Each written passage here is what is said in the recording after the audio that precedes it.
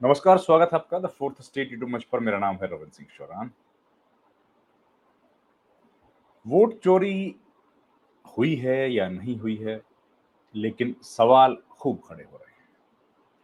और जो अप्रत्याशित नतीजे आए हैं, चाहे वो हरियाणा का हो, महाराष्ट्र का हो, लोकसभा चुनाव का भी हो, तमाम विधानसभा, लोकसभा चुनाव पर अब सवाल खड़े हो रहे हैं। और इन्हीं सवालों के बीच राहुल गांधी ने एक बड़ी बात कही है हरियाणा विधानसभा चुनाव को लेकर। राहुल गांधी ने कहा है कि हरियाणा विधानसभा में जो चोरी हुई है वोट की, उनका कहना है, उन्होंने आरोप लगाया है कि हरियाणा विधानसभा में भी वोट की चोरी हुई है। हरियाणा विधानसभा में वोट की चोरी के, कथित वोट की चोरी के सबूत उनके पास हैं और वो बहुत जल्द उनको जनता के सामने लेके आएंगे। ये तो बड़ी बात है, ये तो बड़ी बात है, क्योंकि देखिए अभी तक उन्होंने जो एलिगेशंस लगाए थे, खासतौर पर महादेवपुरा विधानसभा क्षेत्र का, जो बेंगलुरु सेंट्रल की एक लोकसभा क्षेत्र की एक विधानसभा है, उसका अभी तक चुनाव आयोग की तरफ से कोई जवाब नहीं दिया गया है। चुनाव आयोग अपनी बातों को घुमा रहा है, चुनाव आयोग उस पर कुछ भी स्पष्ट कर पाने में अभी तक कामयाब नहीं हुआ। लोगों का शक गहरा रहा है और अभी तक करीब महीना भर बीतने को आया, लेकिन उस पर कोई जवाब। चुनाव आयोग ने एक प्रेस कॉन्फ्रेंस जरूर की थी, लेकिन उसमें भी कोई सवालों के जवाब नहीं दिए, बल्कि संदेह जो पहले से लोगों के मन में थे वो और गहरे हो गए। हरियाणा विधानसभा और महाराष्ट्र का भी विधानसभा का चुनाव दोनों एक जैसे दिखते हैं। दोनों में जो जमीनी हकीकत दिख रही थी, नतीजे उससे ठीक उलट आए। जो बीजेपी बहुत कमजोर स्थिति में दिख रही थी, उसने अप्रत्याशित जीत हासिल की। कांग्रेस पार्टी जो मजबूत दिख रही थी, उसमें कांग्रेस पार्टी को हार मिली। जबकि तमाम जो सर्वेक्षण चुनाव के पहले आए थे, एग्जिट पोल्स आए थे, उसमें बीजेपी की हार दिखाई जा रही थी। और जो भी ग्राउंड रिपोर्ट्स आ रही थी, ग्राउंड से जो रिपोर्ट्स आई थी, उनमें भी बीजेपी की हार दिख रही थी। बावजूद उसके दोनों स्टेट्स में एंटी इनकम्बेंसी को बीट कर दिया, कांग्रेस पार्टी को बीट कर दिया, और लोगों के जो अनुमान थे वो भी बीजेपी ने उनको भी ध्वस्त कर दिया। अब ऐसे में कई सवाल खड़े हुए, कई जगह से खबरें भी आई, और आज हरियाणा में 40 से अधिक, 40 से 50 के बीच में कहीं, हरियाणा विधानसभा चुनाव से जुड़ी चुनाव याचिकाएं या दूसरी याचिकाएं कोर्ट्स में लंबित हैं। कुछ हाई कोर्ट में लंबित हैं पंजाब हरियाणा में, तो कुछ सुप्रीम कोर्ट में भी गए हैं। तो ऐसे जो इलेक्शन के नतीजे आए और जिन पर ये सवाल गहराए, जाहिर है सवाल जनता के मन में भी खूब हैं। और राहुल गांधी जो अपनी यात्रा निकाल रहे हैं इस वक्त बिहार में, तो उन्होंने इस यात्रा के दौरान ये बात कही, और हो सकता है वो बहुत जल्द, ये उनका कहना है कि वो जल्द इस बात के सबूत देंगे। पहले राहुल गांधी ने क्या कहा है, वो मैं आपको सुना देता हूँ, देखिए। भी सिर्फ कर्नाटक का सबूत दिया है। हम आने वाले समय में लोकसभा का सबूत देंगे, हरियाणा का सबूत देंगे, बाकी प्रदेशों का सबूत देंगे और ये साबित कर देंगे कि बीजेपी आरएसएस वोट चोरी कर कर चुनाव जीतती है।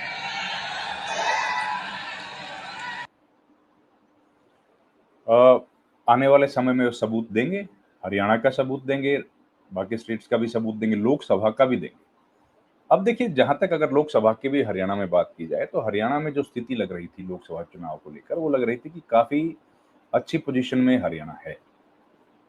कांग्रेस पार्टी या विपक्ष काफी मजबूत पोजीशन में दिख रहा था, और कुछ सीटें ऐसी हैं जो बहुत थोड़े मार्जिन से कांग्रेस पार्टी हार गई थी। उसको लेकर भी लोगों के जहन में कुछ शक पैदा हुआ था कि हो सकता है वहां पर भी कुछ गड़बड़ी की गई। असल में जो गड़बड़ी की आशंकाएं हैं, देखिए सबूत तो नहीं है किसी के पास, आशंकाएं हैं, आरोप हैं। महाराष्ट्र, मध्य प्रदेश चुनाव से लग रहा है।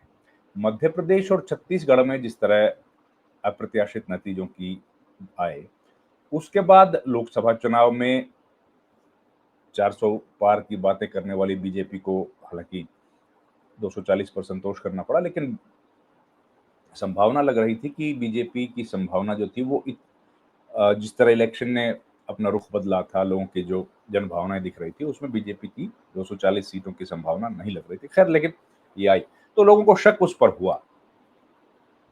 उसके बाद तुरंत बाद जो है हरियाणा का चुनाव था, हरियाणा और जम्मू कश्मीर में बीजेपी की सरकार नहीं बनी। वहाँ पर संभावना भी नहीं थी क्योंकि कश्मीर का जो इलाका है उसमें बीजेपी स्ट्रॉन्ग नहीं है। जम्मू में बीजेपी को अच्छी खासी सफलता हासिल हुई और ठीक उसी वक्त हरियाणा का चुनाव था। हरियाणा विधानसभा का जो चुनाव हुआ उसमें ये बात लगभग तय मानी जा रही थी चुनाव के पहले, फिर मैं कह रहा हूँ कि बीजेपी हरियाणा में अच्छा प्रदर्शन नहीं कर पाएगी और जो एंटी इनकम्बेंसी फैक्टर बीजेपी का है वो बीजेपी को कहीं ना कहीं नुकसान पहुंचाएगा। जो नीतियां बीजेपी की रही हैं वो नुकसान पहुंचाएंगी और एक लीडरशिप का क्राइसिस भी साफ दिखाई दे रहा था बीजेपी में कि मनोहर लाल खट्टर ने जिस तरीके से सरकार चलाई है उसके बाद उनको बदल दिया गया, तो ऐसे में संभावना थी कि हो सकता है बीजेपी इस चुनाव में हार जाए।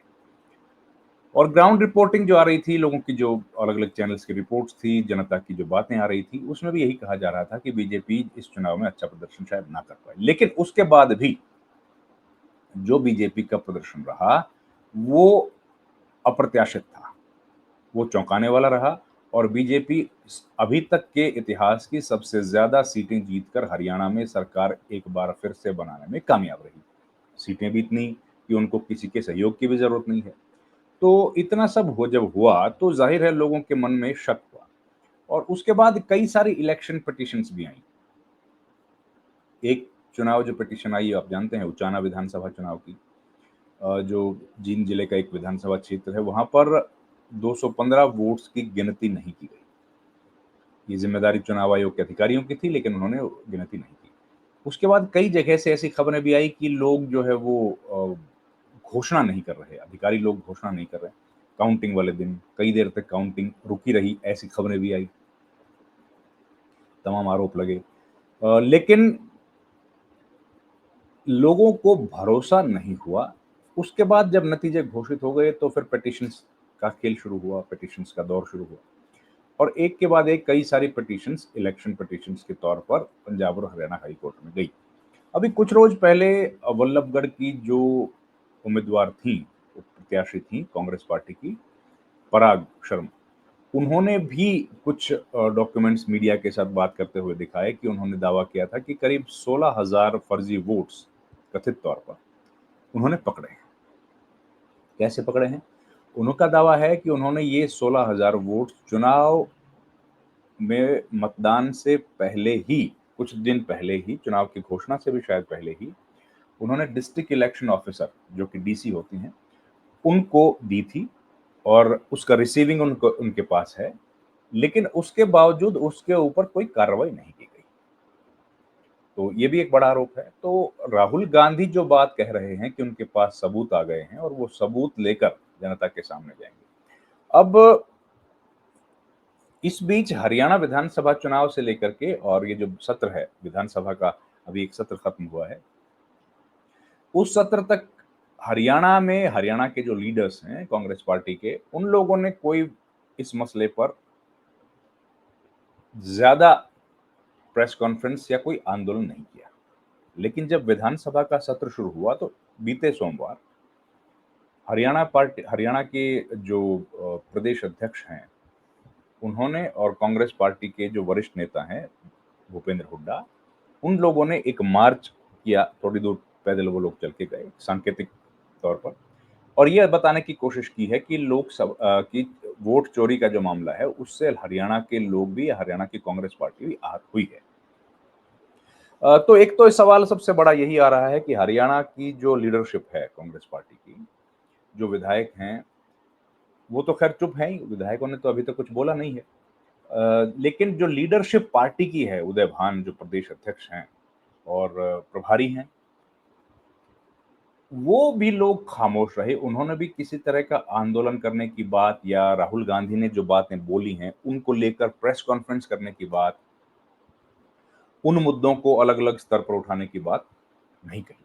और कही भी है तो उतना ज़्यादा प्रभावशाली तरीके से नहीं कही कि वो जनता के बीच एक संदेश के तौर पर जा पाए। उन्होंने कोई यात्रा नहीं निकाली, कोई अलग-अलग ज़िलों में जाके प्रेस कॉन्फ्रेंस नहीं की, जो कि कांग्रेस पार्टी शायद इस तरह का उम्मीद कर रही थी। खैर हरियाणा में तो अब नए ज़िला अध्यक्ष आ गए हैं और जल्द ही शायद इस सप्ताह में या अगले सप्ताह तक हरियाणा का प्रदेश अध्यक्ष भी आएँगे कांग्रेस पार्टी के और सीएलपी लीडर का भी चुनाव कांग्रेस पार्टी का हो जाएगा। शायद उसके बाद कहीं कुछ गति आएगी या जो भी नई लीडरशिप आएगी वो फिर इस पर काम करेगी। अभी तक तो ये देखने में आया है कि हरियाणा कांग्रेस के जो लीडर्स हैं, जिनको वो अभी तक ज़्यादा इस पर कुछ बोले नहीं हैं या कम से कम एक्शन तो नहीं दिखा है। उम्मीद है आने वाले वक्त में एक्शन दिखेगा। इस वीडियो में इतना ही। आपसे गुजारिश है हमारे चैनल को लाइक, शेयर, सब्सक्राइब ज़रूर कीजिए। आपका बहुत-बहुत धन्यवाद।